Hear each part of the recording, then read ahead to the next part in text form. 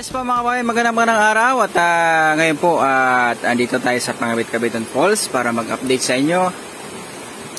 So ipapasilip ko lang po sa inyo kasi na hindi pa po siya pwede puntahan ng ating mga kababayan, hindi pa siya open in public. So ang gagawin natin ay papakita ko lang sa inyo ano na ba ang latest update dito sa Pangabitkabiton Falls, which is marami pong nag-aabang dito na maraming pupunta at mamasyal dito sa ating pinagmamalaking Pangabitkabiton Falls. Matatagpuan po yan dito sa Barangay San Jose, Jamindan, Capiz. So ito na po, huwag na natin patagalin, papasilip ko na po sa inyo. So ito na yon, yung napakalinis po na tubig. Ayan po.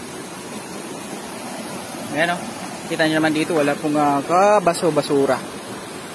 Isang nature talaga ito, no? Ayan po.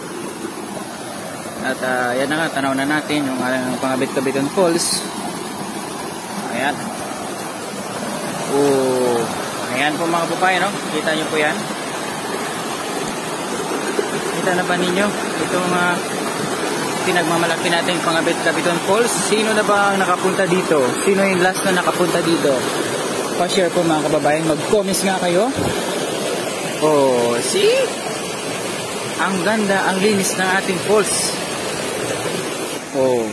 Sino lang ang nakaranas na maligo dito sa Pangabitkabiton Falls na napakalinis, napakaganda. Ayan po. Kailan po, ma'am, kailan sir? Ma'am, sir, kailan ka huling pumunta dito sa falls na to, no? Ito po yung tourist attraction dito sa Barangay San Jose, Jamindan, Capiz po mga babae, no? Napakaganda po ng falls na to. Siguro dati dyan ka pumapesto para tumalon. Ayan. Ang ganda mga babayan. Saan ka nakakita ng ganitong waterfalls na talagang dadayuhin talaga ito kasi nga malamig, malinis at nature pa. Malapit lang po ito matatapos na yung road to heaven natin. So pag galing po yung road to heaven ay madali na po bumaba dito sa Pangabitkabiton Falls pag kayo ay pupunta dito pag open na in public.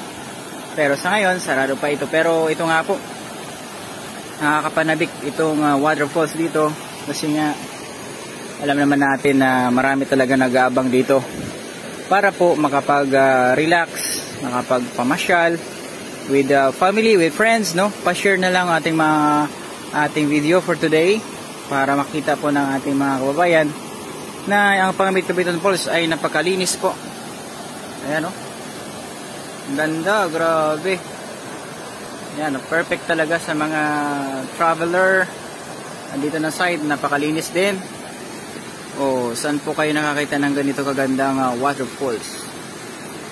So ito po yung tourist attraction dito sa San Jose. Ayan po mga kabayan. Comments nga kayo. Pa-share na rin ng ating video, like, share, and follow na rin ng ating YouTube channel. Hanapin nyo lang po si June Reliander at ang ating FB page, Pangabitkabiton Falls. Ayan mga babae, no? Panabik. Ang ganda. Mula dun sa baba. Wala pong basura. Sana sa advice lang sa mga babae natin na pupunta dito, no? Wag na siguro tayong magdala ng kung ano-anong basura. Kung may pagkain man kayo, yung mga pinagbalutan ng pagkain nyo ay ibalik nyo na lang o ilagay sa bulsa nyo para maging manatiling malinis, kasi dinatnan nyo po itong malinis pag open in public, iwanan nyo rin po ng malinis. Take note po, bawal po mag-inuman dito sa Pangabitkabiton Falls para po mapanatili po natin maging malinis itong ating Pangabitkabiton Falls, no? Ayan, ang ganda. Siguro dito ka tumatalon dati sir, no? Ma'am, dyan ka tumatalon sa bato na yan, no? Ang ganda, panalo. Ayan po. So ang gagawin natin siguro pag open na in public itong Pangabitkabiton Falls ay mag-update po tayo, magbablog po tayo, no? Since na pandemic pa, hindi po siya allowed na puntahan mga babae. So huwag kayong mag-alala po, lagi kayong update. Lagi po tayo mag-update para sa inyo. Oh, sarap maligo.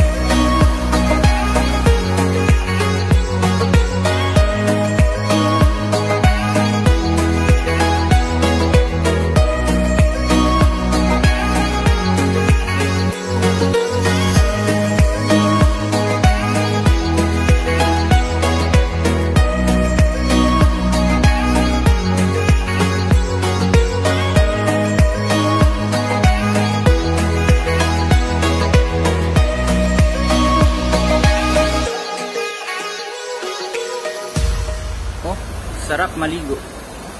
So hanggang dito na lang mga kabayan. Salamat sa manonood at thank you sa pag like, share and follow sa ating FB page at YouTube channel. Maraming salamat po and God bless. Paalam. Thank you.